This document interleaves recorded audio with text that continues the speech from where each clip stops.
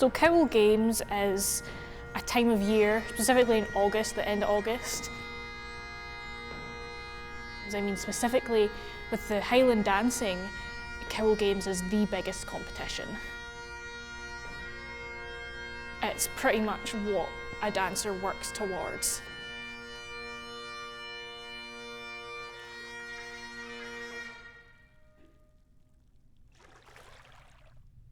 My name is Piper Purdie, and I'm a former highland dancer.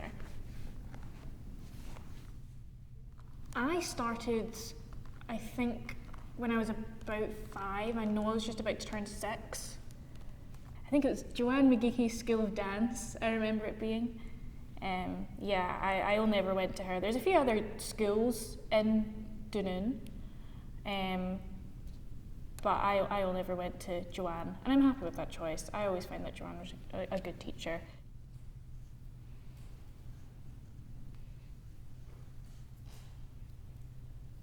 Cowal Games 2013 was probably one of my proudest days. I was a beginner. I think I must have been about 7 or 8. I just did all my dances, all 4 of my dances. We were in the morning, so you wait around for results, and all the girls are called up, and then you get your kilt number read out. I remember hearing mine quite a few times, and realising kind of slowly oh, I'm actually placing quite high here. And then they called my name for the overall trophy. I mean, I will never, absolutely never, to my dying day, forget the look in your face when you won Cowal, and you just jumped up and down for joy, and then you just launched yourself into my arms, and I swung you around. So you're going to make me upset. That's one of the nicest things ever. So. Yeah, I think after that I just sort of got a little bit addicted to winning, and that sort of that high of being the best. It is definitely quite addictive. After 2013, I really got that lust for winning. I just wanted to go to competitions and win, and I did quite often. Yeah, I really enjoyed kind of winning.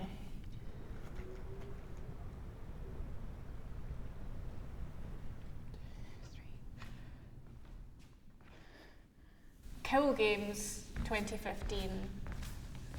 I think I was 11, or maybe 10 actually. I remember walking on stage, and that stage faces the actual sort of stands in the stadium, and it's pretty huge, and it's filled to the brim with people, and they all know what they're looking for, they all know what they're doing. As soon as you step on stage, you have to walk on elegantly, you have to smile, you have to, and I wasn't smiling at all.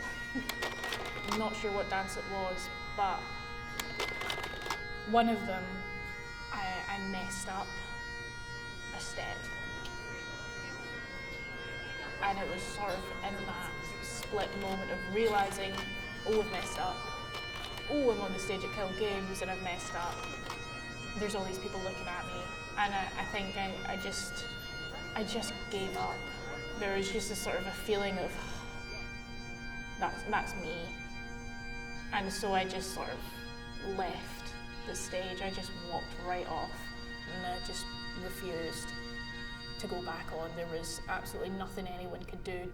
I just wanted to go home, and I just sat and I cried the rest of the day. I was in bed the rest of the day. I was so ashamed and embarrassed, and I was so disappointed in myself. I totally let everybody down. I didn't go back to class.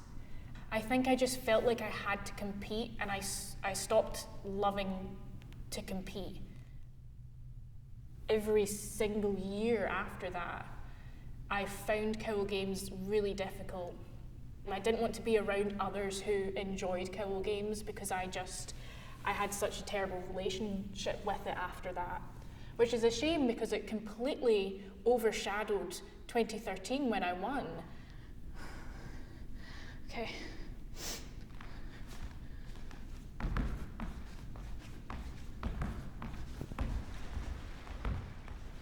I wanted to reconnect with Joanne because I hadn't spoken to her since I was a little girl, since I'd felt like I'd completely disappointed her.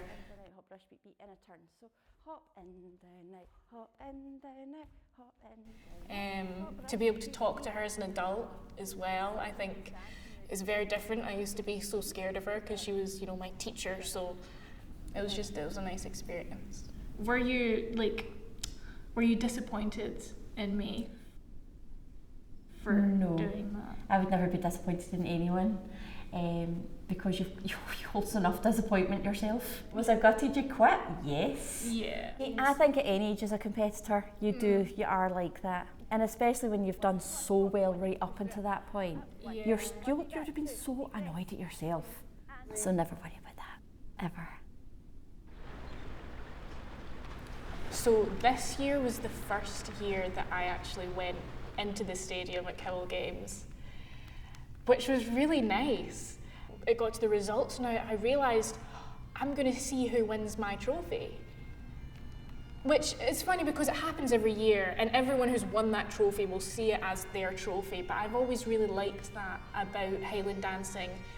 You become part of its history, which I always think is really sweet, and so it was really, really healing, I guess, for me to see someone else win that trophy and see just that pure, unfiltered joy of her and her family. And that will be really, really special for her. I always felt a bit silly loving that experience so much, but I think it's very important to a lot of dancers, because it is yours, you know, it becomes yours. All of ours, I guess.